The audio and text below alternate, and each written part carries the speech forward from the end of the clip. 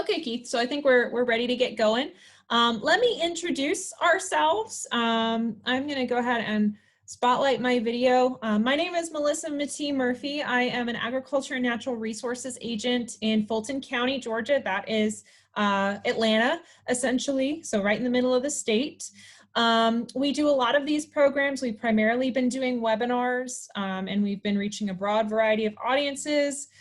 Seeing so many different people. This is fantastic, from different states, different countries. So thank y'all all for tuning in. We do have a newsletter as part of the evaluation that's going to go out at the end of this. You can sign up for our newsletter that way. And again, please fill out that evaluation when I post the link in the chat. Keith has asked to kind of address questions as we go. So if you could type your questions into the chat as he presents, I will prioritize some questions and bring some forward as he transitions through slides, just because there are going to be a lot of us, just to kind of keep some order. We'll also have some polling questions to start out with, so please feel free to participate in those so we get a better idea of our audience's needs and things like that. So let me introduce our speaker today. Usually we're the ones talking, but it's nice to have a break. Keith Wood is the Cherokee County Agriculture and Natural Resources agent in North Carolina, so not Cherokee County, Georgia. He is a North Carolina friend, and we have done so many programs together. When I worked up in Union and Towns counties, we did in the North Georgia mountains. So we did a lot of programming up there. So that's how this partnership started. He has been with North Carolina State Extension for about 17 years. And it's pretty rural. They've got a lot of cattlemen and beef cattle, as well as pasture and some small vegetables and things like that. So with that, I'm going to go ahead and spotlight you, Keith. And I'm going to let you have the floor. Well, thank you. You mentioned pasture. This is my pasture, this virtual background I've got. Looks like I'm sitting out in the field, but I'm outstanding in my field, I guess, right now. But do a little grass finished beef along with extension work. And so I just thought I had that picture, and I thought that'd make a good background. But yeah, we're going to talk about raised bed again today. I've done this presentation probably 4 or 5 times in the past. We've had in our area, a lot of people move into the area. And of course, you know, we've got some of the best soils in the world here in Cherokee County. We've got some of the worst soils in the world, if there is any soil there at all, because in a mountainous area, if you're on the side slope or on the top, there's not too much in there. Bottomlands have excellent soils. You know, we've got some silt loam soils and grow just about anything if you can get sunlight to it. But, you know, whenever people do move an area, if they're, you know, just have a lot or whatever, and they want to do some raised beds, they have to more or less manufacture some soils or bring some in to produce that raised bed where they can grow something. But, you know, and I was getting a lot of calls from people having problems with raised beds. You know, why aren't my plants growing? Why are they dying? What can I do to make it better or whatever? So I got to doing some research mainly on the substrates and the media that you're using in the raised beds, and had a lot of testing done on it. I had Chris Leak with the North Carolina Department of Agriculture. He was our area agronomist for this area, and he did a lot of testing and instigated testing for free for us.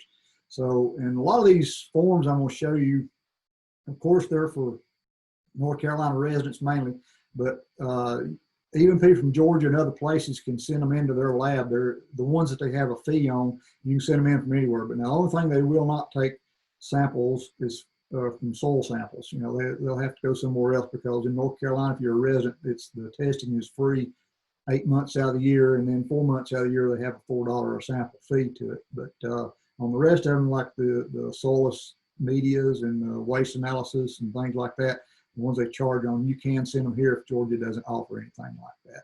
So Melissa, do they do any type of testing like that in Georgia, or just we do?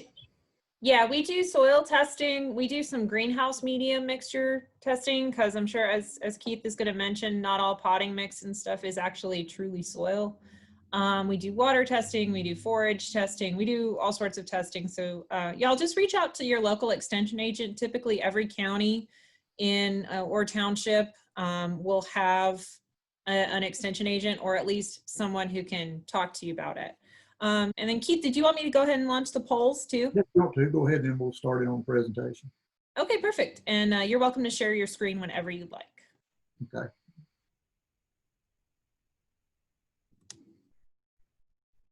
All right, everybody, I have launched the poll, so you should be seeing the poll question. We have 2 questions.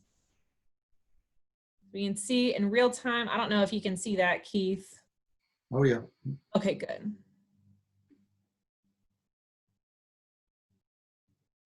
Good, so it looks like most people already have raised beds.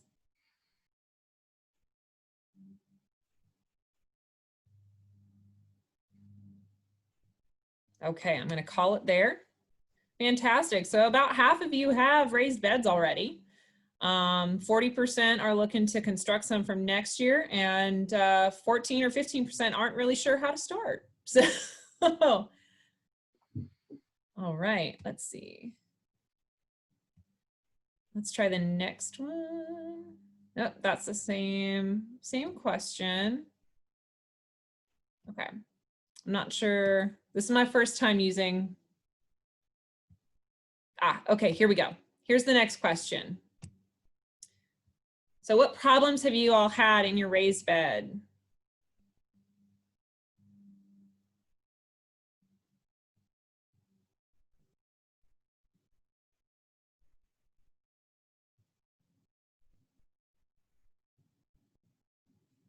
Most of y'all are not sure where to start. Perfect. That is why we do these programs. That is perfect. All right.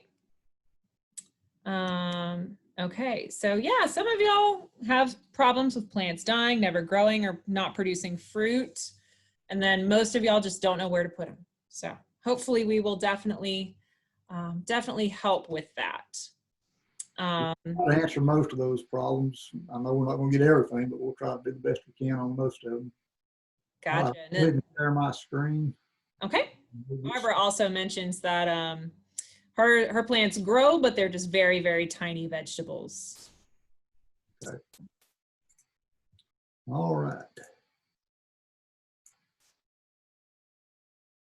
Okay, can everybody see that now? Yep, you look good. Don't lie about me looking good, but hope everybody can see the screen. I can see your presentation. All right, great. Okay, so again, like I said, I've done this for 3 or 4 times or something like that. I lost count or whatever. But anyway, I call it the raised bed how-tos. And let me get this thing to advance. Okay. First thing we'll start with is site selection. I think that was one of the problems that, that some of you had mentioned, don't know where to start or where to put it or whatever. But anyway, when you're building a raised bed, you're basically building the soil along with it or putting some type of a substrate in there to grow plants in. The one thing you cannot substitute, and that's sun. So you want to make, and of course, in the mountains where I'm at, we're kind of limited somewhat on sunlight depending on your location because it takes a little longer for the sun to come up during the day and it goes down a little bit quicker. And then, of course, if you're back in a cove somewhere between the mountains, you've got even less sunlight. So I tell everybody, don't worry about the soils too much, but do look for the sunlight and where you can get a minimum 6 to 8 hours. Really in the summertime, I like to see 10 to 12 hours, a day, where you can get the most sun you possibly can. Then you want to locate it relatively close to a water source because depending on what you fill the bed up with, some of these things will dry out a lot quicker than what some of our native soils would. So you might be able to water it or irrigate it periodically. And then accessible equipment. Depending on how big the bed is, if you do use a lot of topsoils and bring in, you might have a few weeds or whatever. And so you may want to get a garden tiller into it, or you may want to just get hand tool or whatever. But anyway, just if you want to, you just might make accessible equipment. It needs to be well drained. There's not many plants that we're going to grow, especially like vegetables and things like that, are going to tolerate wet feet. So we'll make sure the water will drain out of it. And away from utility right-of-ways, and I guess, a lot of people, well, why not? Because usually that's where their sunlight is, where they've cut for the power lines and things. But, the power companies, especially in North Carolina, they do spray herbicides on those right-of-ways, and a lot of times that stuff has got a long-lasting effect. It might last 3 or 4 years in the soil. So you want to make sure, if you do that, you want to either alert the power company or whatever and tell them, look, or ask them first, can I put a raised bed here? Will you not, and can I put signage and keep them from spraying or whatever, so I always check into that. And then I always question what was there before, was it an old chemical dump, or did anybody put waste oil there, or did they burn a lot of brush or something like that in the area? So was it a garbage dump or something? You always want to try to find out what was there before, where you won't run any type of heavy metals or anything like that being present in the soil. Construction materials, you can build these things basically about whatever you want to. Probably the most common thing is wood. People use pressure treated stuff, creosoted, like railroad ties or something like that.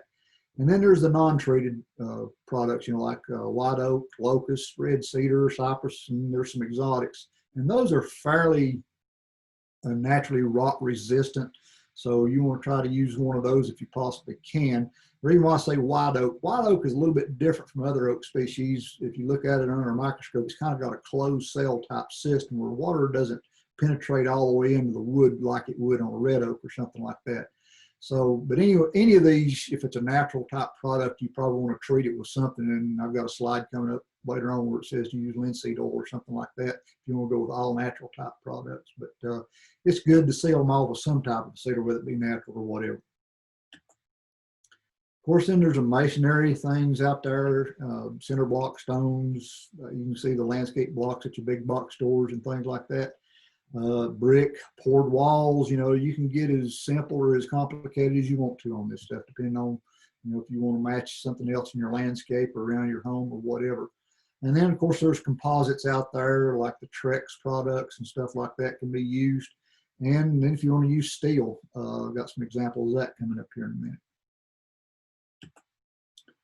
Sizing the planters, and this is one of the important things. You want to be efficient and with your design, and also be ergonomically correct, or as much as you want to. I mean, the older I get, the less I want to stoop over, so I'd want to bed a little bit off the ground.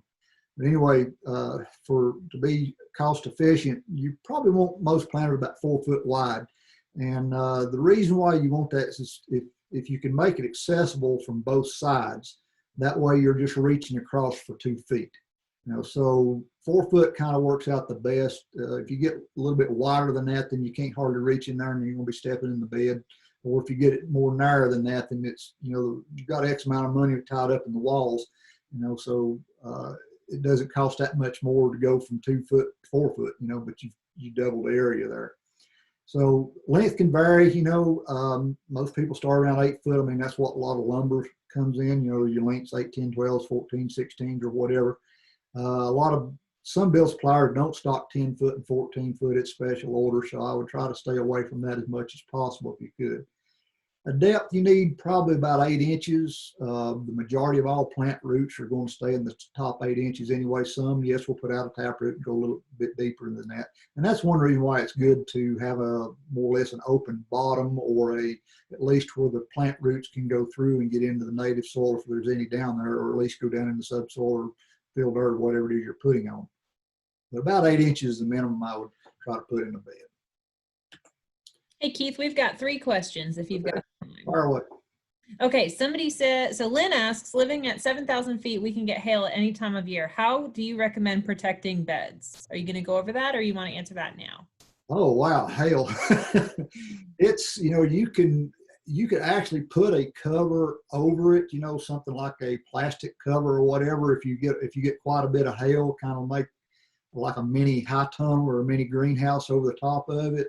I would try to start out with that first, but you got to remember now, anytime you put even plastic or glass, you are cutting down on the sunlight a little bit, what's coming in there, Probably, of course, it's hard to predict when a hailstorm is going to hit. You could run out there before it's going to hit, I guess, and cover it up with something else. But I would just have something there ready if we're calling for storms, some type of a frame built where you could cover it up, and even put a tarpaulin or something over it if you wanted to temporarily until after the storm passes. Okay, and what is the best direction to face your raised beds? Well, again, I do a lot of trainings also for high tunnels, and of course, a raised bed you're going to do mainly summertime growing. And some people don't have the option; they just have one area and it's going to fit this way, the best way. So probably a north-south direction would be best, because that way if you're planting anything that is tall or, you know, gets up 2 or 3 feet high or whatever, the shadows will move. You know, if you're putting raised beds oriented east-west, then of course, you know, whatever's in front, if you say like you put a 4-foot tall plant in the front of the bed, and in the back of it, you got a foot tall plant, it's going to be shaded all the time.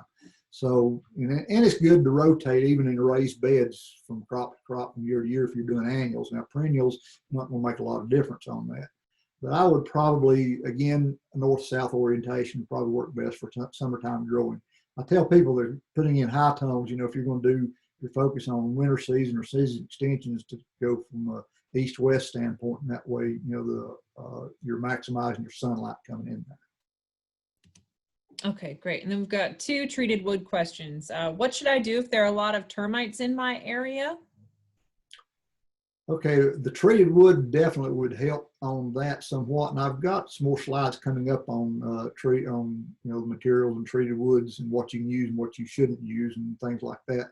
But yes, if you do have a lot of termites, the treated wood would help quite a bit, especially the pressure treated things. Okay, great. So Dane, we see your question about treated wood being okay. And then they just have one question about, is copper okay? So we'll let you answer that when you get there. I've got a slide coming up here in a few minutes that covers that. So, all right. I've got a few slides demonstrating, you know, the different types of raised beds. And I mean, this one you see on your screen now is kind of interesting the way they did it. They took and just kind of stood up some posts and put some sticks in there and put them thick enough where the soil wouldn't come through. Well, you know, I guess that's fine depending on what type of wood that is, but I would, you know, use the smaller sticks and stuff like that. If it's laying out on the ground or whatever, they're going to rot in about 2 or 3 years. So I suspect this one may explode or kind of cave in after a period of time, but at least it looks interesting, looks good for a while anyway. Of course, they may have a liner in there to keep the soil off of it or whatever, but, you know, hey, if that's what you want, go for it. Here's another example of a raised bed, and I kind of like the design. I mean, I like the way it's kind of a modified O shape where they get in one side and they're utilizing the space in the middle. But the one thing that caught my eye on this design, you know, was if you look at it, a cinder block is about 18 inches long. So that's only the inside part of that bed is going to be 18 inches wide. So they've actually, you know, with just maybe a few, maybe 10% more blocks, they could have made that at least 3 foot wide, because you still got to reach over the cinder block. But it looks like you can get all the way around this bed.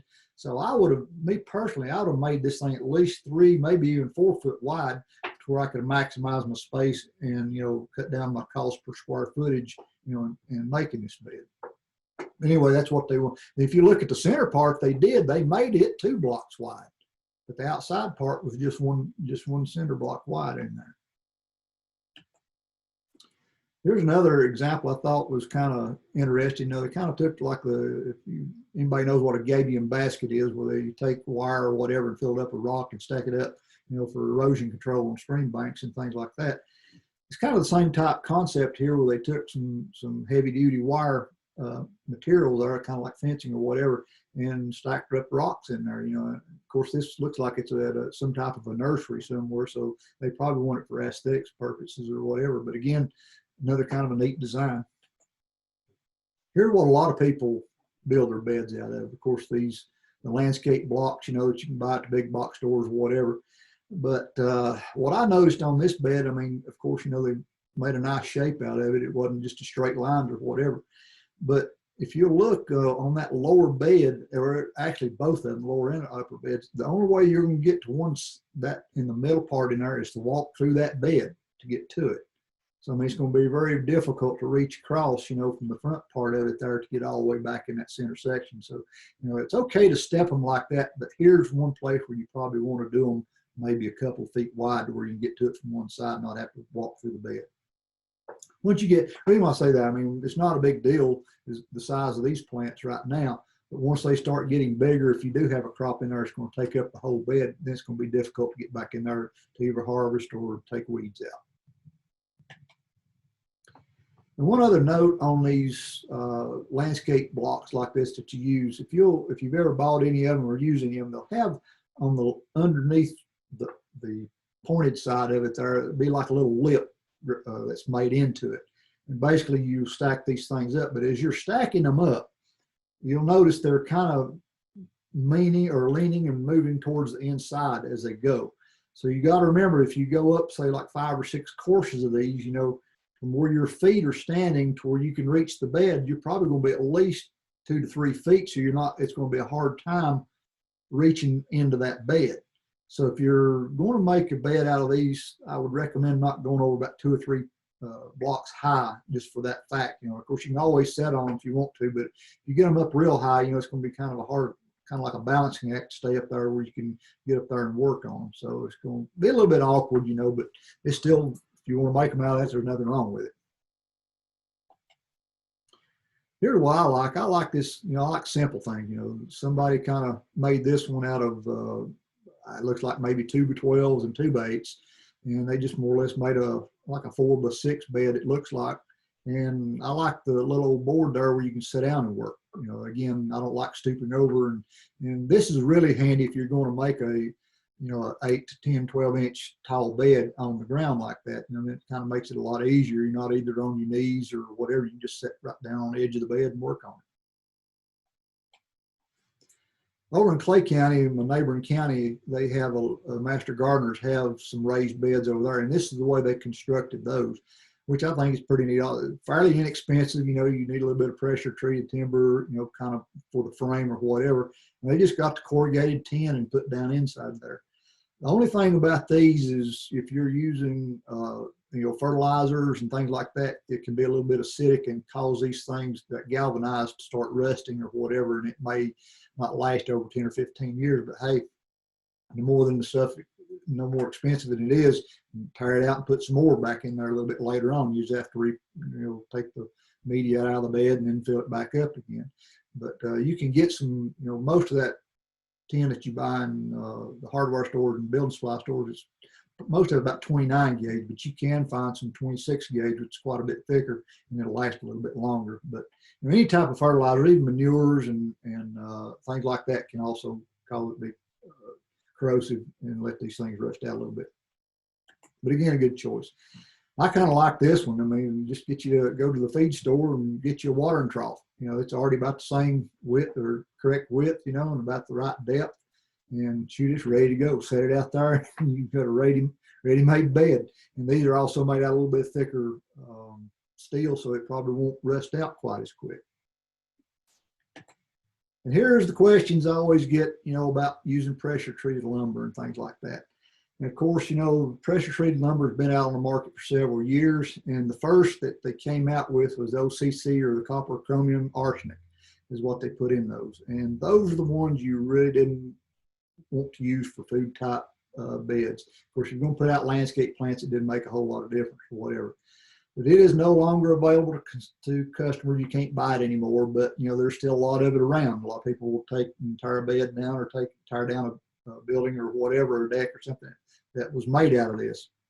You might store it in a barn and go out there and get it, but you know, it's still, you can use this, but if you do, I would make sure that if you're going to grow vegetables in it, I would get some plastic, some heavy, like 6 or 8 mil plastic, and line it, and you could probably get by okay with it. The new is the ACQ, the alkaline copper quaternary, and CBA, or copper boron azole. And those can be used for food garden, you know, with direct soil contact if you want to. However, you know, there's different grades of pressure treat. Some are rated for ground contact, or some are rated for above ground. And, you know, even if they're rated for above ground, it will last a little while, but it will eventually, you know, deteriorate and decay, and maybe even termites get in it a little bit later on. But always do your research or whatever to find out what you've got. Make sure it's the proper type of treatment that you can use for food bed if you want to use it for that. Some natural preservatives, you got linseed oil, the extract of flax, you know, you can use that to coat it real good, soak it in it if you want to, or just taking a brush or whatever and put 2 or 3 coats on there and let it soak in pretty good. You know, it's not a bad idea to even do that on a treated lumber if you want to do it. But especially if you're going to use a natural type wood or lumber that's not been treated, I would definitely use something like that. Tongue oil, comes from a tongue tree. You can use it. A little bit expensive, and sometimes it is mixed with solvents, so if you're trying to go organically certified or whatever, you need to check into your OMRI and see if it's approved for organic type productions. Here's a picture, another bed that I kind of like. If you notice, this one is at least 4 foot wide, and it maximizes their space quite a bit, and if you'll notice, the boards on this construction was made vertical. A lot of times people will just stack them up, or either way will work. I mean, this is perfectly all right. They kind of made a frame to go around it first, and then they more or less nailed the boards to it. Here's probably one of the simplest designs and way to construct it. They just put down some 4x4s and maybe even some 2x4s, to hold the walls up. And they probably did 2 runs of, these look like just regular spruce type of 2x10s.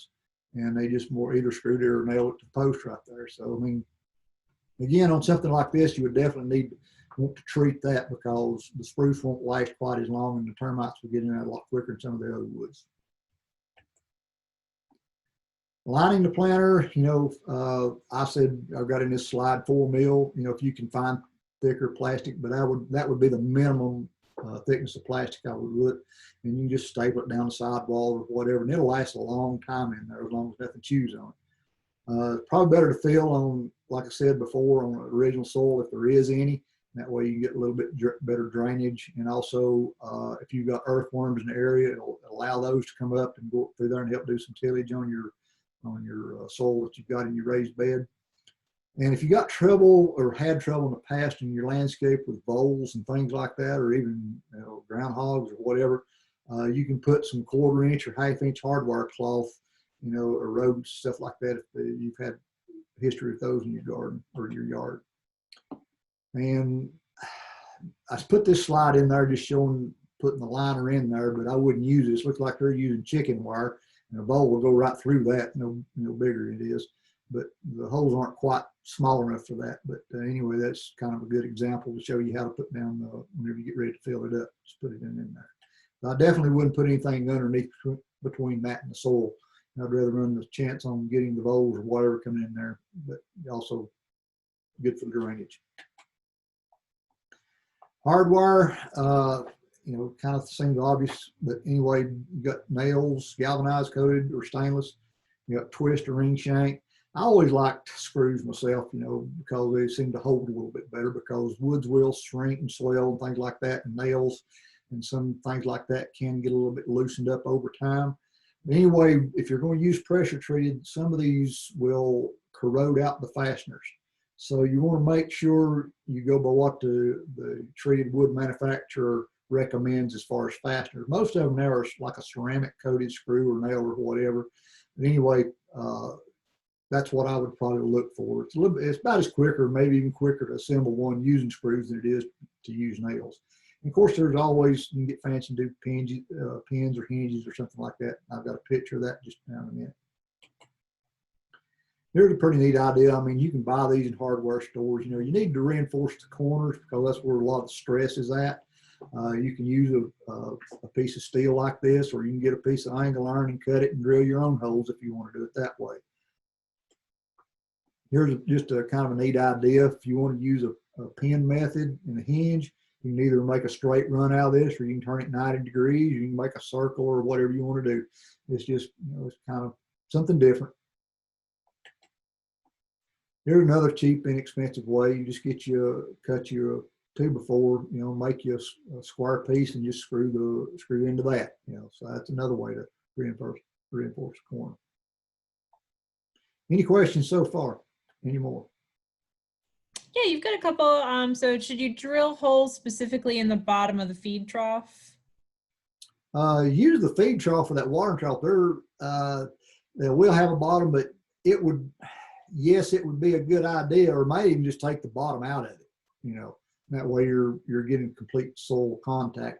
And probably over time, it's going to rust out because as you put nutrients or fertilizers or plant foods or things like that in there, it's going to leach down to the bottom, and it's sitting there all the time. And you've got your soluble salts in there, and it's probably going to rust it out. So I would probably just go ahead and take the bottom out of it to start out with.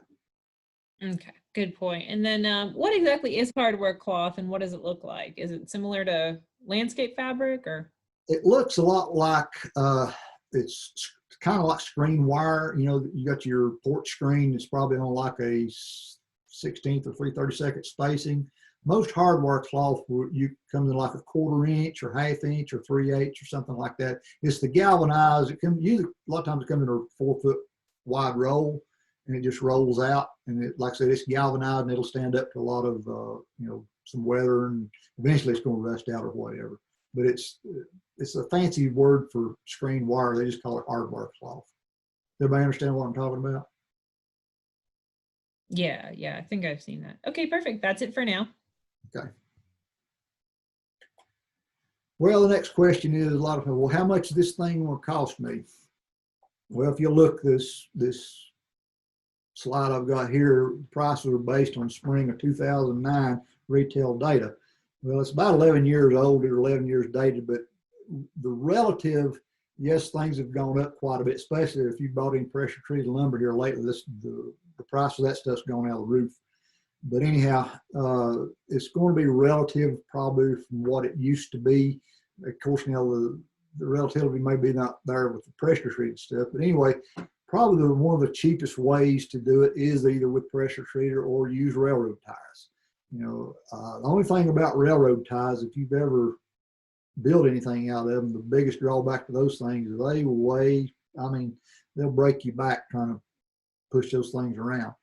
And of course, you know, they do have the creosote in them, side of them, so you'll need to line them and stuff like that. And if you ever try to cut any of the railroad ties, you about have to use a chainsaw, and you're going to ruin the chain anytime you try to cut one of those things, because they've been down on the tracks and they'll have little small pieces of gravel in there. And just as soon as the chain hits it, it's going to be dull as it can be.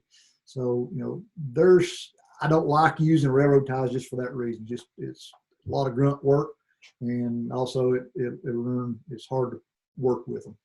But pressure treat is probably the second easiest way or cheapest way to build with it. And then, of course, you can get the landscape timbers. But you got to be careful. You know, I was talking about the above ground contact and below ground contact. Landscape timbers are rated for above ground contact. So your one side of it's going to be out in the open, but one side is going to be up against your soil media.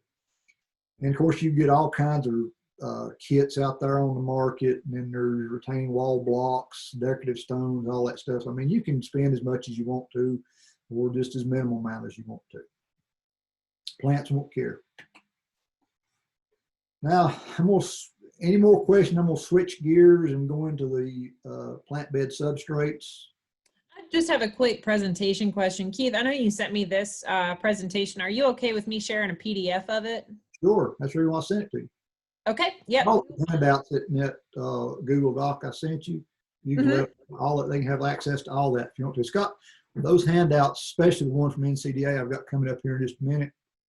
It's very important whenever you're looking at site, whenever you get the materials tested, and how to interpret how much of each product you can use. Okay, so yeah, perfect. Share that, and it's also got if they do want to mail it off the NCDA, you know, it's got the forms there and the addresses and things like that to do it. Okay, thanks. If you have any problem, just let me know and I'll email them to you. Okay. All right, plant bed substrates and mixes, and probably the best thing that you can put in a raised bed is topsoil. And of course, you know, with the obvious question is, well, if I had topsoil, I wouldn't be building a raised bed. But there are sources available. You just have to look and see if anybody has any topsoil for sale. I know in our county, I know of 2 or 3 different sources right now that has excellent topsoil right now. So if anybody is in Georgia or whatever and wants to make a 3-hour drive up here with a dump truck, I can tell you where you can get some good topsoil. And it is the black silt loam type soils. You got to be careful whenever you're looking around shopping for topsoil. You know, topsoil to a gardener is probably a little bit different from topsoil somebody in the construction business. I mean, very easily that topsoil can become fill dirt. But anyway, fill dirt's not exactly all that bad, as I'm going to explain here in a minute. But if you can find, and usually the darker the soil is, as a general rule, there's always an exception. The darker the soil, the better it's going to be as a topsoil. Some of the best, you know, are loams, silt loams, and things like that. Now, the redder it gets, the higher clay content it's got, which is okay. I mean, you can get by with a lot of clay content with a few more amendments. So the next thing, you know, if you can't find, the reason why I say topsoil is because if you're like some of those pictures I had, those are fairly big beds, and it's going to take several cubic yards to fill these up. If you're going to go out and buy these bagged stuff from a big box store or whatever filled up, you're going to run into big expense real quick. So I would try, first thing I do is try to find some topsoil, you know. And then I've got fill dirt down there, you know, question mark, you know, is fill dirt bad? Put in one. No, but you just, if it's got a lot of clay, which in our area, a lot of fill dirt has clay in it, and that's basically about all it is clay. You can amend it with a lot of organic matter like compost and also gypsum, and that'll help keep that clay from setting up like a brick. So, you know, I wouldn't rule out, and over time, the more you grow in it and the more stuff you add to it, stuff like that, eventually it's going to become a fairly decent soil. So I wouldn't rule out fill dirt if it's good, clean, not a lot of rocks or shale or anything like that. You know, it can be worked fairly easy. You know, I wouldn't rule it out, you know, especially if you want to try to save a little bit of money. Of course, then you go to the big box store and they've got all kinds of garden soil mixes, soil conditioners, topsoil, raised bed soil, compost. And one thing about it, you know, there's a lot of misinformation in advertising. And all of these, quote, soil mixes have zero soil in them. They're all plant-based type materials. In other words, they're a carbon-based, organic-based type material that goes into these. Most of the time, it's some type of a compost that they have mixed up, or it's some other type of substrate that has been aged or whatever, and they've bagged that stuff up. Two reasons why. Of course, you know, topsoil is not all that easily obtainable because, you know, try to leave most of it if we can to grow our food on out in the fields. And another thing is the weight of it. I mean, if you bagged up a cubic or 2 cubic feet of regular soil, you won't be able to pick it up and put it in your car. So that's the one reason why they go to these plant-based mixes, but they call them soil, which I think is false advertisement. One thing you want to do, no matter, I don't care what they've got printed on the bag, always pre-test all the soils and amendments or the substrates or medias that you put in your bed. And again, you know, this is targeted North Carolina residents, but anyway, it can work for North Carolina or for Georgia, for anywhere else in the world. But NCDA does a soil analysis free from April or November, but they do have a soilless media, that's like the greenhouse mixes, like Melissa mentioned a minute ago. You've got potting soil mixes, organic-based materials, stuff like that, and they do charge $5 a sample, which is, I think, is fairly inexpensive. And then they do a waste analysis, and that's on manures and compost and things like that, and they charge $8 a sample for that. Okay, here, this is a slide. Of course, you know, Georgia's is going to be a little bit different, but this is what we use in North Carolina. We have actually 2 different forms that you fill out to send in a soil sample. Of course, you won't be sending yours in, because if you send in a soil sample and it's got anything other than North Carolina address, they'll throw it in the garbage. They won't even run it. So don't even attempt to send in a soil sample. But anyway, the reason why I've left this in there is to show you, you know, they'll ask for sample identification. If there's lime applied on it or whatever, because that goes under lime recommendation if you need to raise the pH up. Anyhow, they've got codes and stuff like that. And North Carolina or NCDA does if you get the report back, they do instead of parts per million like a lot of states do, they do like an index. In other words, they'll have these bar graphs you see there on this slide. And like on the pH, it'll have whatever the code you put in. Like on this one, it had down for, I put down, this was a soil sample I sent in. And this is from it says JT8 on the sample ID. That was a man in Andrews that was selling topsoil, and it's supposed to have been Jordan topsoil, but they read the S as an 8. So anyway, but I knew what it was. So anyway, I put down like if you're going to make a raised bed or a vegetable garden out of it. So the soil test results, the pH was spot on. You know, you want the range they have there is like from 6.2 to 6.7. Anything above that, pH is too high. Anything below that, you need to add lime to it. So, and also on home gardener type soil test report, they will have the lime and fertilizer recommendations in part, instead of doing pounds per acre or tons per acre, they're doing pounds per 1,000 square feet. You know, so anyway, so on this one, you know, the phosphorus index was a little bit low. Potassium was pretty close, but they'll use it. It's one of the plant foods that will leach out with a lot of rainfall. So normally, unless it's above 70, they'll call for, recommend a little bit of putting a little potassium down, or potash, what we call it. So you see here, this soil wasn't far off. I mean, it didn't need a whole lot. And once you put this in the bed, you might put, like I said, the recommendation was 20 pounds per 1,000 square foot of a 5-10-5. So, you know, put that on there and you're good to go. You know, you don't have to amend it with hardly anything else, and it'll grow good food. Here's a couple more. You know, I just went around to other different places to, you know, to see if you couldn't find topsoil. In the top one where it says CFD, we had some high tunnels at the county landfill down there, some property that we had some high tunnels where they couldn't put landfill in a floodplain down there. But anyway, they were opening up a new cell and they were excavating some dirt to cover up the old landfill. So anyway, the CFD calls for county field dirt. And basically, you know, I just went out there in this field dirt that they dug out probably 30, 40 feet deep, and it's just as red as it could be. And I sent it off. It kind of surprised me how well it came back. And you can see on the pH was 5.1, which I thought would be down below 5. And of course, the phosphorus, very little there was expected, but our native soils does have a little bit of potassium in it. So basically, you look at the recommendation, they're calling for quite a bit of lime, 55 pounds per 1,000 square foot, and then 20 pounds of a 5-10-10, you know, as a fertilizer, what they're calling. And then the other one down at the bottom of the sample ID, SFD, that was some out on our farm. We've got a shop out there, and they hauled in some dirt from a place where they were building an EMT station. And I just had sampled it, and it had quite a bit of gravel in it. And gravel, of course, contains lime. So the pH on this was 7.5. You know, it had some gravel in it, some rocks, had some dirt, and had some fill dirt, and actually had some soil mixed in with it also. But again, you can see, you know, the potassium had plenty of that, so they didn't call much for it. But it called, of course, you would have to add a lot of sulfur to this to bring the pH back down because it was too high. But all these were just different type substrates that I was looking for to see if it could be used for a raised bed. All right, and then the last one I sampled, my brother dug out a ditch line down through the farm, which was basically silt, you know, and stuff that had flown down the creek. And I sampled it because it looked just like topsoil.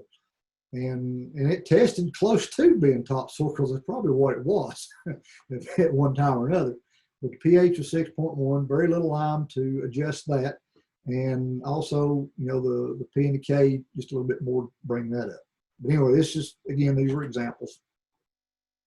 And now if you're going to test some of the products you buy at the big box stores or whatever, this is the type sample that you send in for that. So it's a little bit different from the soil sheet. But again, you can use this if you want to send one in to Raleigh, to the lab down there, and they'll do the testing for you if you can't get that done in Georgia, but, or wherever else you live. All right.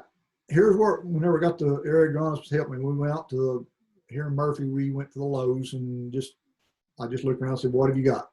And of course, I think everybody's seen, if you've been to the big box stores, Home Depot or whatever, you'll see basically the same thing on the aisles there. So this one, the first one on the left there, that was a Miracle Grow all-purpose garden soil, you know. And then there's another one there on the right was just a garden soil, maybe the same thing, I think. But anyway, that was where we was taking the tests or the samples. And here was another one. Miracle Grow also makes a raised bed soil. You know, what the difference is, I don't know. But anyway, they have two different type products like that. That was called, you know, one raised bed, one all-purpose garden soil. So we got it analyzed, and this is what the soilless media reports. Again, the reason why it's soilless media is because there is no soil in these bags. You know, it's all a plant-based type material. So, and they do give you the nutrient measurements is in parts per million on these. So like the P 130 part, or phosphorus 130, potassium's 523, and calcium, magnesium, sulfur, iron, manganese, zinc, copper, and boron on down the line there. So the other results, this is the important thing you want to look at when you get, if you do have a soilless media done or any sampling on waste or on soilless media or things like that, always get them to test for soluble salts. And that's where you see the other results. The SS stands for soluble salts, and the EC is the electronic conductivity, which is another measure of the soluble salts. Then it'll also have a pH down there. So basically, and the area agronomist had some, if I can get them pulled up here. All right, it says whenever, excuse me, the lab wrote this in whenever it sent it down to Rod. It said, sometimes they'll have notes in these things. Anyway, or the comments or whatever. It says, and I think the agronomist put some of these in here extra for us because then you were doing for NCDA also. Anyway, it says, looks like a high rate of fertilizer. And this is the Miracle Grow garden soil, which is the top one. It says, looks like a high rate of fertilizer charge was added. Recommendations are water, water, water, and water some more immediately after planting to prevent fertilizer burn. The reason being that soluble salts level is 462. And I've got a chart here coming up, another slide or so that shows you what I'm talking about on that. Just kind of keep that in the back of your head for right now. All right, the next one down below that was a Miracle Grow raised bed soil. And if you'll see on it, the soluble salts is just 123. So it's not real high, still quite a bit there. The comments they made on it was a high pH. Not sure where that's coming from because calcium, magnesium aren't high. Maybe a calcitic lime, question mark, question mark. And he also said chloride is high. Water, water, water after planting to flush out some chloride. That might lower the pH too. Said if you use this to amend the soil, the pH will probably not be an issue. So in other words, if you're mixing it in, with other things, it'll probably dilute it out quite a bit. So, but anyway, that's not a, again, if you've already got a raised bed and you add that to it, it's probably not going to affect too much by doing so. Hey Keith, what is the amount of soil you need to get that tested? Not very much. I think it's like you put maybe a quart Ziploc bag or something like that, and that's about all it takes. I would try to, if you can, mix it up best you can, then put it in there. Okay. And I would take, if you're, say you figure up you're gonna need 10 bags, I would actually try to take a sample out of each bag. And what I would do is, buy this stuff up ahead of time, before you want to make your raised bed, because it might be a couple of weeks before you get the results back. But I would want to know what's in that bag before I put it in the bed.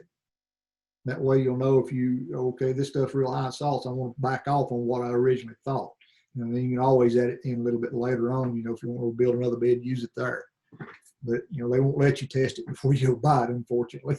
Lowe's did work with us on this. They didn't charge us, and they said, well, we want to know what's in it too. So it wasn't too big of an expense for us to do that. Any more questions? There are a couple. I just don't want to disrupt your flow, but on the topic of soil, how do you keep the soil in good condition? Anything beyond testing and amending? Karen has some problems with, after 3 years, her 2 raised beds are pretty much filled with roots that are really hard to break apart. Well, what kind of roots? Most annuals will die back and the roots will decay. Are you getting tree roots in them? Yeah, I'm not sure if they're vegetable roots, apparently. I've never heard of that problem before. Usually, after you take an annual up, by the next spring, they pretty much rotted or deteriorated, but I would just, if you can get a tiller or something there, they should be able to break up fairly easily. I've never seen anybody have that problem. But now we get 80, 90 inches of rain here too, so it probably rots them out.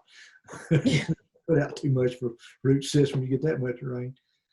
And then Anna from California has a follow-up question about the direction of the beds. They're in California with hot southern exposure. So should she also orient her beds north and south, or would it be better for east-west if she I needs? would still orient them north and south, but you may want to look into getting some shade cloth. There's Mhm. greenhouse supplies manufacturers, and might be one there locally or whatever. But yeah, out in California, you get quite a bit of sunlight. And, you probably that's you got more sunlight than you do rain out in that area. Well, depending on where it is, but I would look for some type of shade cloth and build kind of like a frame. The person that had the problem with the hailstorm, do the same type deal. And that way you could put that shade cloth over it to kind of help keep from sunburning quite. And it might be you have to adjust your growing season where you're not growing in the hottest part of the summer. Yeah, we're obviously very different from California over here too. Yeah, our soils are completely different. Our native Mhm. soils are than what goes. Usually west of the Mississippi, you run into more alkaline type soils, and east of Mississippi is more acidic type soils. So you're amending your soils out in that area a little bit differently. You're having to bring the pH down where we're trying to bring the pH up, and it is much more expensive to bring the pH back down than it is to raise it, because lime's not that expensive, but elemental sulfur and things like that can get very expensive trying to bring it pH down. Okay, and I'll ask one more and then let you keep going.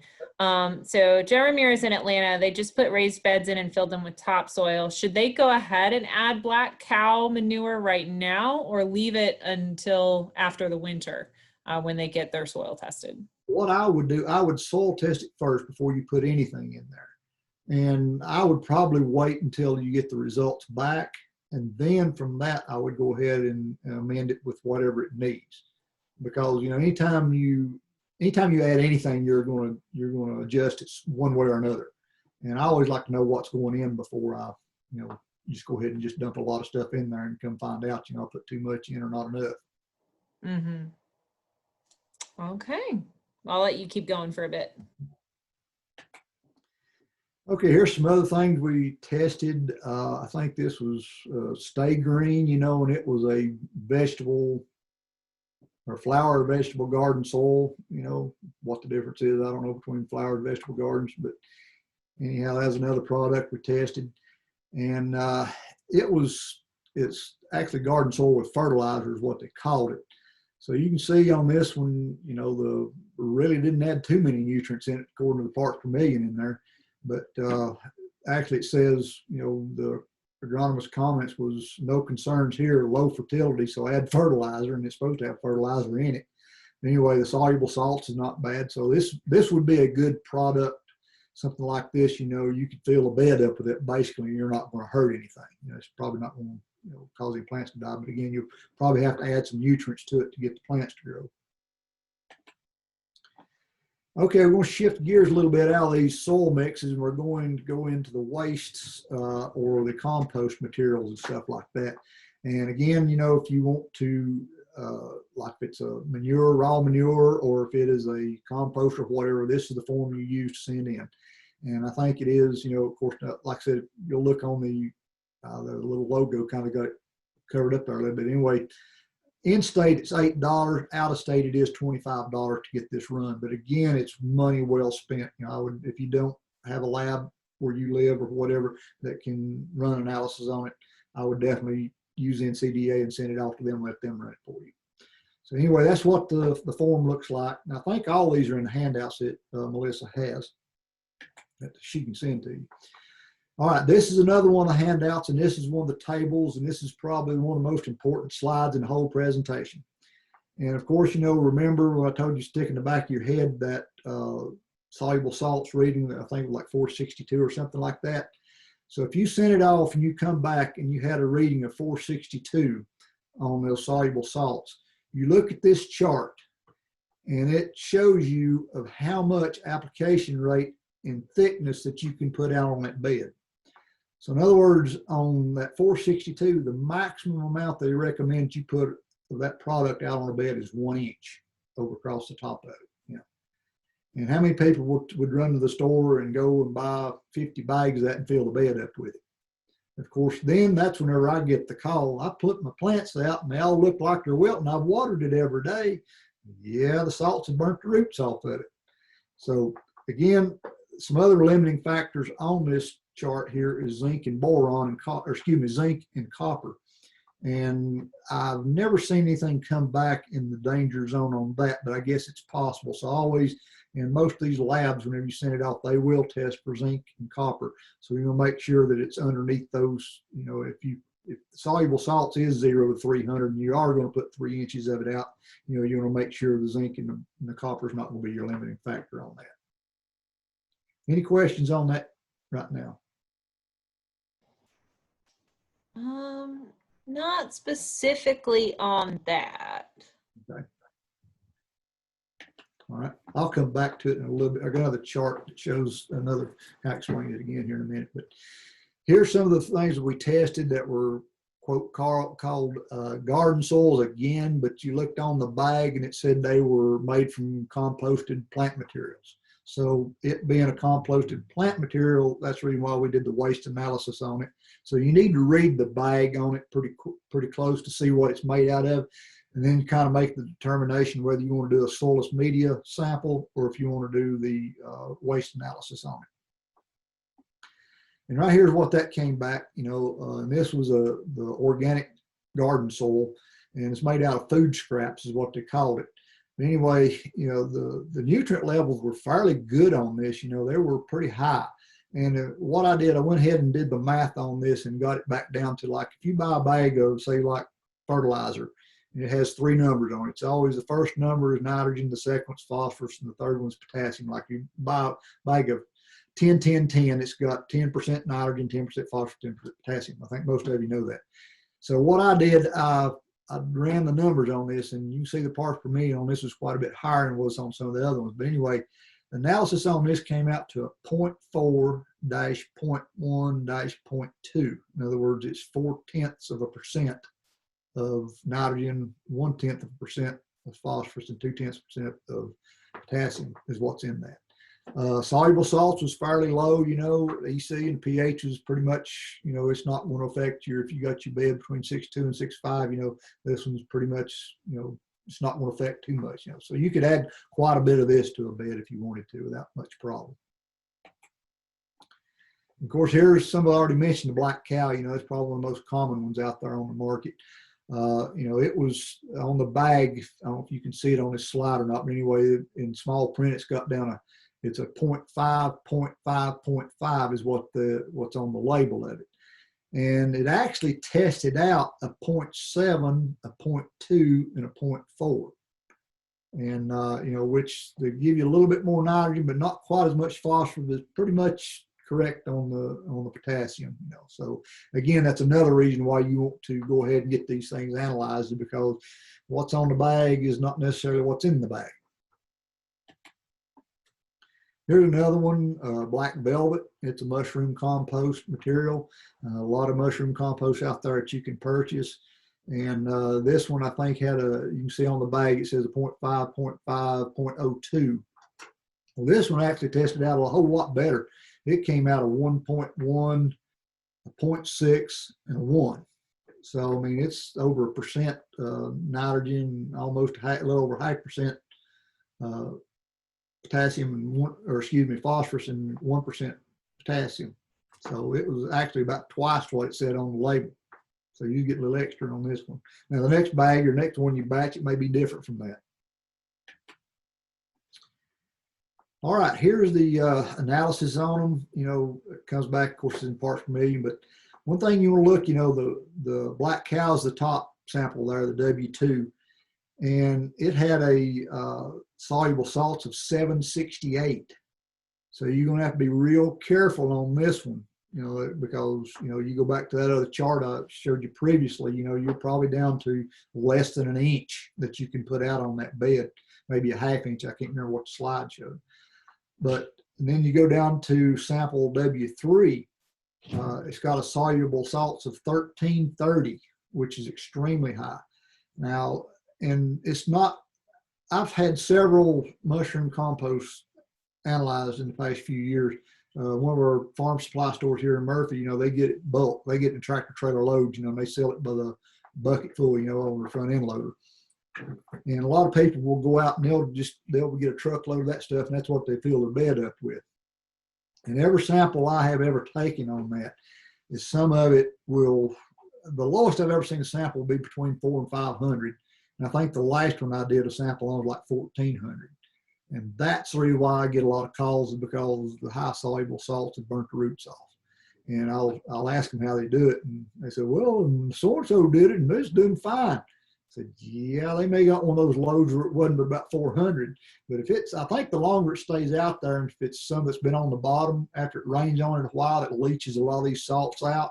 So if you're the lucky person that comes in there after they've got all the top part off and they're digging it off the bottom, you're going to get a lot of salts in your mix. So again, this is something, if you're going to use the bulk type mushroom compost, you want to make sure you sample every load that you get. I don't care if you get one today and then go back in 2 days and get another one. You need to sample those separate, because it can change that much. And let's see, I think next one I've got coming up is this slide here shows the bulk mushroom compost. And you see this is the one that turned up to 1,410 on the soluble salts level on it. And also the mushroom compost, let me go back one slide. The pH is usually in the high 6s and the low 7s. And the top one, the black cow, actually had a pH of 7.59, which is, if you use quite a bit of that in your raised bed and you've got the pH where you want it, eventually you're going to be too high, and then you're going to be adding that expensive sulfur to bring the pH back down. But, and on this Wayne's mushroom compost, I've had them tested before, well over 7, sometimes around 8 or something like that. Somebody told me before, that on these mushroom composts that they thought the reason why the salts levels are so high and the chloride and stuff like that is because in the mushroom production, of course, mushrooms are a fungus. Well, they'll get diseases or other funguses in there, so they can't use a fungicide. So I think somebody said they use table salt to help control some of the diseases, and that makes sense, the reason why these soluble salts would be so high. So, and then I guess it depends on whether they had a disease problem or not, whether they had it's got a lot of salt in there or not. But anyway, that's just a rumor I heard, but I'm not going to sit here and say that's true or not. All right, here's another, there's an alpaca farm here north of Murphy, and I know the lady pretty well, and they just pile up whenever they clean out the barns from alpacas, and pile up the manure and let it, go through the heat, and they just give it to people to come up there and scoop it up. But anyway, I had it analyzed, and it kind of surprised me on 2 things. The soluble salts was over 300, and the pH was extremely high. It's over 8. And I asked her, I said, do you put a lot of lime in the barn or something like that? She said, no, we don't do anything like that. The only thing I could attribute the high pH to is they buy a lot of alfalfa from out west. And I'm just wondering, those alkaline type soils, if that alfalfa and those hay mixes that they buy out there might be very alkaline to start out with. And that's the reason why the pH was high. But again, if you use a lot of this, if you got the pH correct, you have to be careful on how much of it. That and the soluble salts also could cause you problems later on. Okay, so you've got everything analyzed and you want to know how much you can put out of each one of them. So you go back to that previous chart I showed you. And so if it said you need, so you can put 1 inch out. All right, so you read this chart, if I can get my mouse over here. Say you want to put 1 inch out.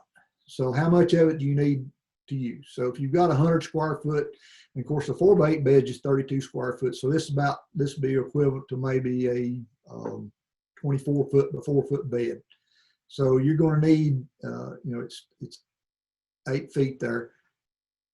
So your cubic feet to cover, this is what it's talking about. So you're going to need 8 cubic feet to cover that 1 inch on that 100 square foot bed. Or if you're going 1,000 square foot, this chart was made up for, for large areas and, gardens and things like that. But anyway, the area, how much it would take to cover, if you're going to cover a whole acre, this is how many cubic feet it would take to cover it.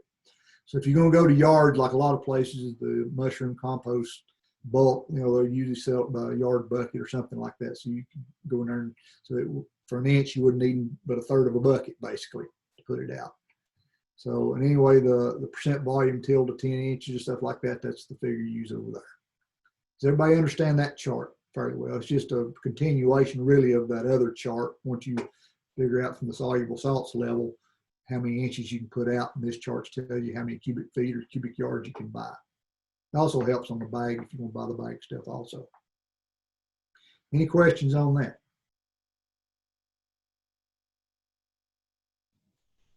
Okay.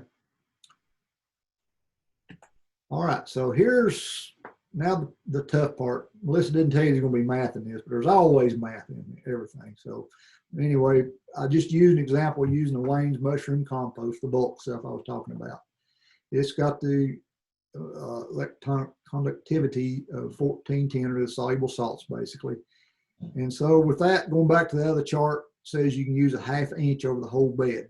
So if you got a 4x8 bed that's 32 square feet, and you do the math on it and you get it back down, so you're looking at 0.32, how many square foot over it. Anyway, multiply that by 4, which means you need 1.2 cubic feet needed to cover the bed.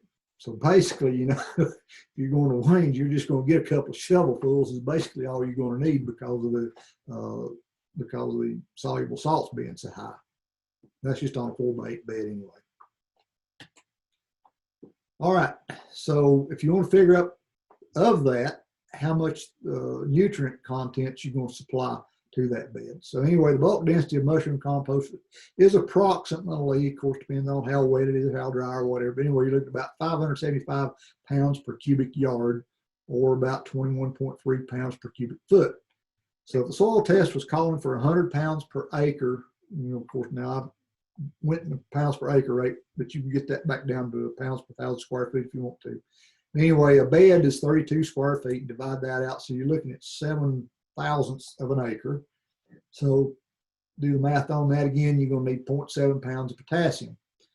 Well, the analysis on Wayne's mushroom compost was 0.6% potassium. In other words, so the chart says you can use a 1/2 inch, and so you multiply all that out. So basically, you're putting out 0.16 pounds of potassium if you put out what the chart told you to. So that's about 2.28 times more than needed. So what people usually do, like I said, they'll go out and fill their bed up half full of this mushroom compost, or maybe all the way full with it. And anyway, if I just put an example in there, if you had half the bed was in mushroom compost, it would be equivalent to putting about 2.5 pounds of a 10-5-10 in the bed, or the same as putting about 3,570 pounds, almost 2 tons over an acre. So that's the reason why it's burning the plants up. You're putting out that much fertilizer, that much potassium out there, which has got a lot of salts in it also. All right, the last thing we'll cover on this was a lot of people want to use manures or raw manures and stuff like that. And here in Cherokee County, we do have a fairly large laying hen operation adjacent to Andrews up in that area. And it's a egg laying operation, so it's poultry type manure. But they'll give you can go take a truckload over there and they'll load you up for like $10 or something like that and get a truckload of it. And so it's fairly plentiful in this area. I think down in Georgia and some of those other areas you can get poultry manure, but it's actually broiler manure, which is usually diluted out with about at least 50% sawdust.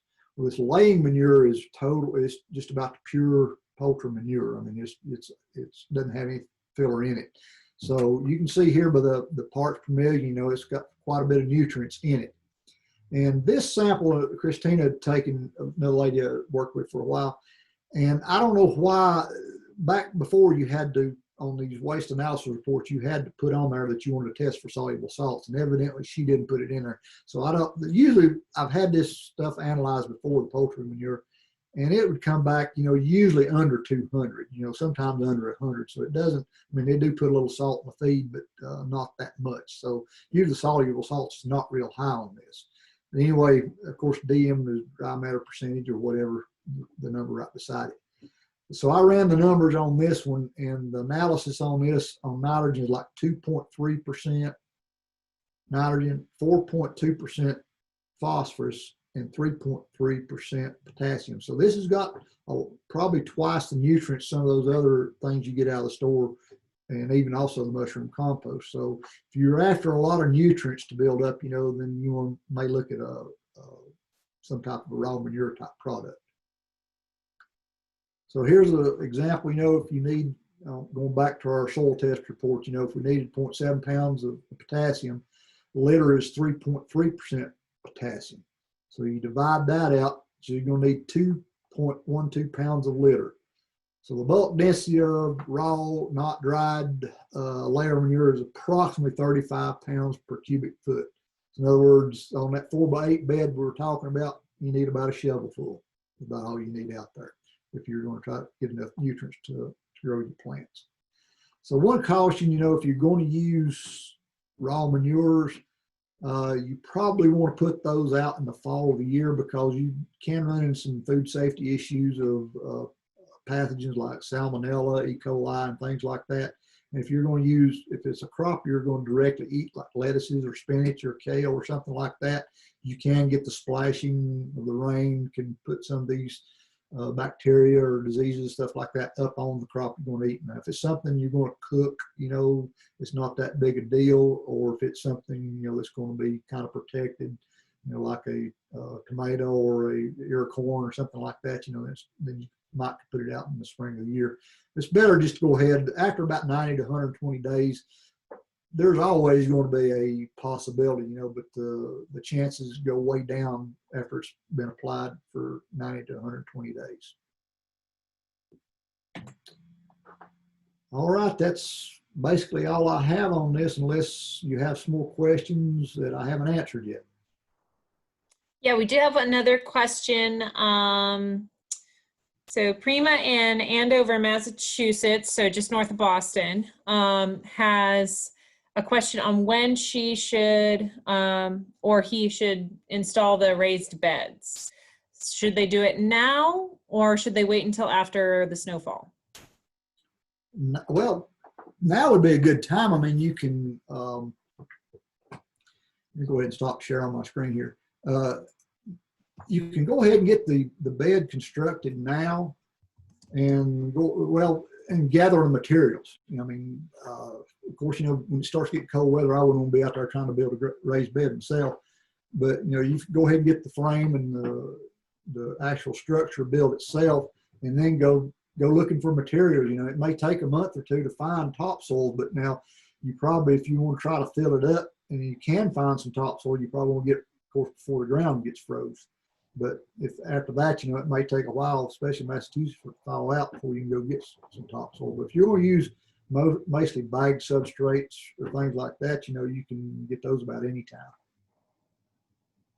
Okay, great. And then Dolores asks, how do you prepare your beds for the winter?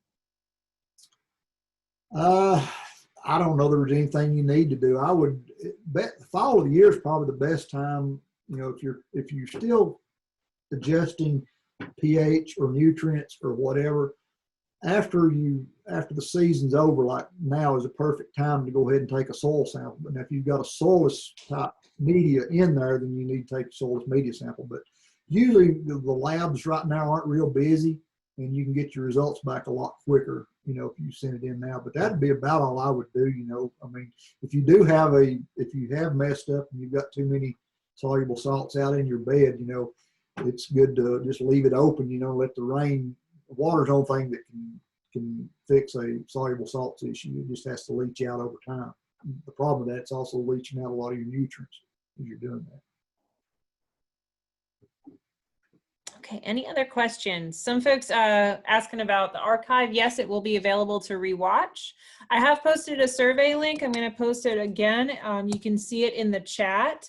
This is the same survey link that is going to go out in the follow-up email, which may already go out.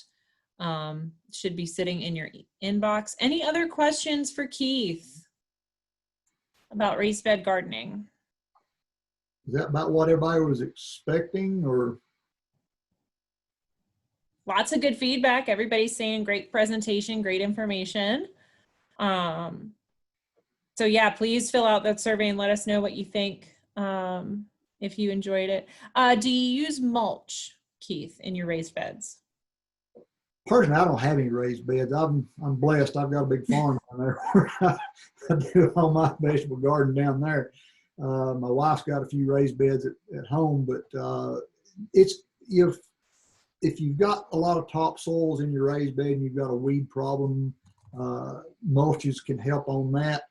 I do not like to mix. This is kind of a little different topic, but if I'm going to use a vegetable garden, I like to use mulches that deteriorate or decompose a little bit quicker and things like that rather than hardwood mulches. I like to use hardwood mulches on hardwoods, or shrubs and landscape plants and things like that, because when you're putting out a wood type mulch or whatever, even barks and stuff like that, it can tie up your nitrogen and mess up your carbon nitrogen ratio because they will decompose over time. But usually hardwood mulching, and a lot of people like to till up or mix in from season to season on their growing vegetables and their raised beds, and that will tie up more nitrogen. So you'll have to add more nitrogen type fertilizer if you're going to use hardwood type mulches. But straws and even newspaper makes a real good mulch. Try to help keep disease and splashes off of it. But yeah, it's good to use mulch. I mean, it also helps conserve moisture, especially if you've got a soilless type media that doesn't hold water real well. And then Connie asks, what other nutrients can you add besides compost during the growing season? They make all kinds of different plant foods and stuff like that. Normally, if you get the phosphorus and potassium levels where they need to be, you probably won't need to add those. But now nitrogen, even in regular soil, is going to leach out and volatilize. It goes up, it goes down, it goes, nitrogen is a moving target all the time, So you may want to add some just periodically. It doesn't take a whole lot. Just kind of spoon feed some nitrogen out on your beds all along the growing season, especially right before it goes into reproductive stage, because that's when it's going to require that through reproductive stage is where it's going to require the most nutrients. Okay. And along that same line, can you actually blend up your vegetable waste and bury it in your garden during the growing season? Well, I don't like to, once I have plants growing in a bed or a garden or whatever, I don't like to till much, because if you're disturbing the soil, you're also root pruning, and you're basically going to make your plants less drought tolerant. So I don't like to till much at all once I get plants growing out there. Mm-hmm. What do you think about pine straw as a mulch for the vegetable garden? That would be my second choice after like straws or other type of garden type mulches and things like that. It's better than hardwood, but pine straw can over time, if you put a lot of it out there, it can also take up some nitrogen as it's decomposing. But it would be okay. Okay. Hardwood stuff. When you talk about adding newspaper as a mulch, do you mean shredded or sheets of newspaper? Sheets. There's a lady, one of our master gardeners, she used to use in her garden, actually in her landscape also, she would take like a wheelbarrow and put water in it and just take these newspapers and fold them out and soak them, get them wet to where they wouldn't blow away so quick. And she would just kind of place them all around the plant, like a tomato plant, she'd put 3 or 4 sheets around that tomato plant and then cover that up with straw. It actually helps on your early blights and your blights on your tomatoes, because it keeps the splashing up off the soil getting on the tops of the plant. So yeah, just regular newspapers. Most time you can go, if you've got a newspaper or a paper in the area, and usually they'll have some left over and they throw them in the dumpsters, and they'd rather you get them out of the dumpsters than going to the landfill anyway. It makes, they make good mulch, real good idea. Mm-hmm. And do you test worm castings before you use them? I would. I mean, they're probably going to be okay, because if there's high in salts, it's going to kill the worms anyway. But it wouldn't be worm castings is an excellent product to put out on raised beds. I mean, there's a bait shop in Andrews, a guy that he's got worm castings. You can back your truck up there and load up all you want when he's got them. He says, I don't hold them for anybody. He says, first come, first serve. But anyway, but they are very high in nutrients and the excellent material to put in the raised bed, because you actually get some earthworms in there also, and some eggs and stuff. And that's real good to get started in your raised bed. The earthworms in there. Okay, great. Do we have any other questions? I think I've addressed all of the one in the chat. I've posted the link to the evaluations a couple of times, but again, they will be sent out in that follow-up email. Linda has some feedback. I used newspaper and straw in 2019. This year, I used cardboard covered with straw. This lasted longer and worked even better. Yeah, cardboard would be a good one. It's, you know, it's the thing about newspaper, it will be, like you said, it won't last quite as long and decompose a little bit quicker, you know. Cardboard, you know, it may still be around come next spring, you know, but, you know, but again, if you can get something in there to break it up and fill it up or whatever, you know, it'll work fine. Mm-hmm. And just a note, that is uncoated cardboard. If it's got a waxy surface on it, you shouldn't use it, but cardboard just isn't like regular shipping boxes. And the same thing on newspaper, you can get some of these glossy type, you know, pages and stuff like that on some of those. Those probably aren't quite as good as just the regular newsprint ones. But either one of them would work. You know, it's just, and the glossy ones might even last a little bit longer. May not be quite as quick. Yeah, Karen asks where we get the cardboard or boxes. Yeah, just like recycled boxes are fine. Yeah, you can go to a big box like Lowe's and grocery stores and places like that. You know, most of those have balers, you know, and they'll, if you can catch them before they put them in the baler, you know, a lot of appliance stores and stuff, you know, those come in great big old boxes and stuff. So those are real good sources to get cardboard. All right, we had some great questions. And there's different plies of cardboard, you know, some of the heavier boxes will be 2-ply. They'll probably last longer than the single ply, but you know, if it's just one growing season you're after, you know, just a single ply cardboard would work. Yeah, so like, honestly, if you think about if you're moving, where would you get your boxes for moving? Like the big heavy duty bottle shop boxes that they ship wine bottles in. That would last a long time too. You know, again, I'm blessed. I've got a plastic machine with a tractor. I'll put down plastic mulch, and I've got landscape cloth, you know, like they use in a nursery, and I'll put that between the plastic, so I don't have to. I don't weed in hardly at all. I'm a lazy gardener. You're efficient. I've got a video. I'll send that to you. Let you look at it and share it with them. What my garden this past year whenever I did all that. So. Perfect. All right. Well, thank y'all so much. Getting a lot of great feedback, great presentation, amazing class, good information. Let me see. Oh, we do have a question. Do you remove the grass before putting down a bed? It's not necessary. It's going to, you put 8 inches of media or soil on top of it, it's going to die out anyway because it won't be able to get oxygen down there to it. So no, I wouldn't fool with it. I mean, if you get thick enough, it's not going to, it's going to kill the grass out, you know. And actually there's a lot of organic matter there, the roots and the grass tops, you know. You might want to mow it if it's, you know, if it's 6 or 8 inches tall, you know, you don't want some of the blades sticking through because it might come on and continue to grow, but you might mow it real close or whatever and then cover it up. And then this will be the last question we take, I think. What are your thoughts on using leaves as mulch? Green or brown? I would assume brown because it's that time of year.